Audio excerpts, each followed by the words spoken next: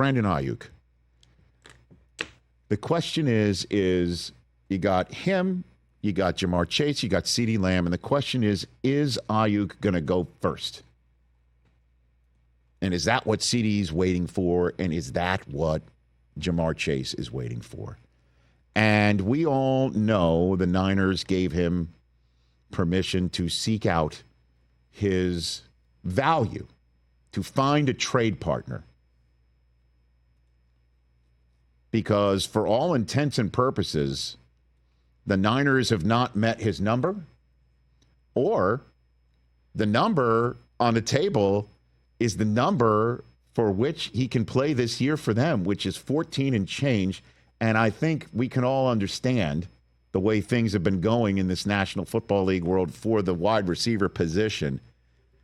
For somebody with his stature and status, $14 million a year, just with one more year left and nothing else behind it except potential franchise tags, that ain't working for him.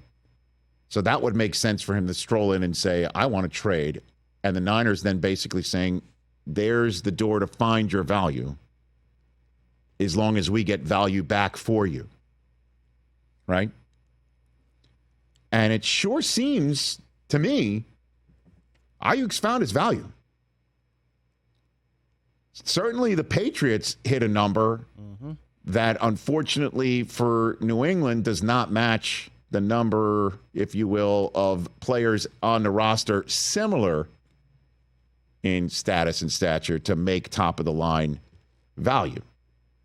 And in terms of Brandon Aiyuk, who perhaps has not spent a lot of time in the Northeast in his life, Probably not. and to uproot and go across the country and throw his hat in a ring with a team that's clearly, I mean, if you had to name franchises that are as far afield of the 49ers' chances of winning a Super Bowl this year and in the future, the Patriots are one of them right now, and it's not a disrespectful thing to say that. No doubt. Totally agree. So take them out of the mix, but it sure seems like the Browns and the Steelers have hit the value for him. The question is, have the Browns and the Steelers hit the value button for the 49ers? I don't think so. Bingo. I don't think so, because this just in.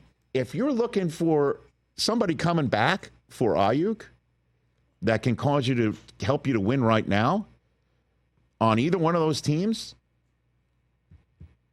right? I mean, Amari Cooper would be one for Cleveland. And then, but Cooper would cost the Niners more money this year than Aiyuk. Yeah, because he's at, what, 20? Plus, they plussed him up a little bit to get him into camp in Cleveland. And then George Pickens, who I think is a non-starter for the Steelers, right? Yeah. Correct? Correct. So, why, again, that's the point of, like, why would the Niners trade Aiyuk on the outset of the season? You're not getting value back for him. Right. You're not going to be as good. So my spidey sense just tells me Tingling a little bit. what I said yesterday, and I feel it now more than ever today. I can feel it. If there's any franchise that could put Humpty Dumpty back together again and take a guy who looks like he's not only out the door, but never considering to come back in the door and get him in the fold and use him to make a Super Bowl, it's the 49ers. Where's the best place for him? And who's the best player for the 49ers? It's like staring everybody right in the face. Right? It's like, what are we doing? It's like, what are we doing?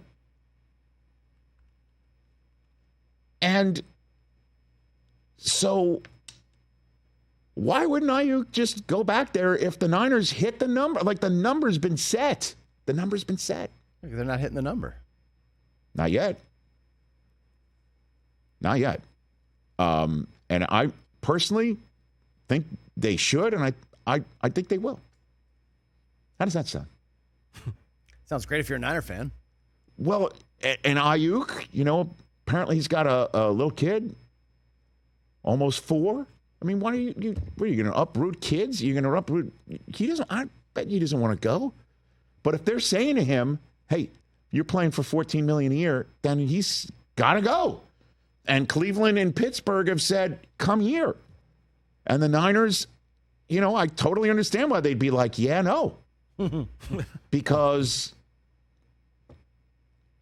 we need 11. And 11's probably like, if you need me, then hit a number. Paid that man his money. Yes. Exactly. And sometimes it just takes some time to get around. And personally, I think that midnight should strike for the Niners. Like, let's go. Preseason's happening. But, Purdy's around the corner. You got to pay him. Got to pay a lot of guys. I'm sure it ain't easy, this puzzle for Lynch and the rest of the staff there. But it's just kind of staring everyone right in the face. Like, why would you want him to be showing up in the AFC North when you could just have him show up week 1 against the Jets? Figure it out. Figure it out. I mean, right? You know who wants him out there? Probably everybody. Debo. Yeah, of Kittle, course. McCaffrey. Yes. Everyone whose job is going to be made easier. Yeah. Purdy. How about that? Shanahan, Lynch. Probably one A, B, I'm and sure C. in Jed York too. But you got to, if you're going to allow him to check out his market, right? And he sees his market. Now you're going to tell him you pay for what? Play for half here? It's a tough way to go. Or do you keep playing it out to see if the value from Cleveland and Pittsburgh go up? Because, again, that's like the Yankees and Red Sox bidding for the same player. But I'm thinking midnight's got to strike soon. That's what I'm thinking. But I think comparing the Browns to either the Yankees or the Red Sox, no disrespect, might be a bit of a stretch. I think you know what I'm saying, TJ, right? I get you. Okay, very good. I'm not LOLing at that. Catch the Rich Eisen Show every single day on the Roku channel, 12 to 3 Eastern, for free.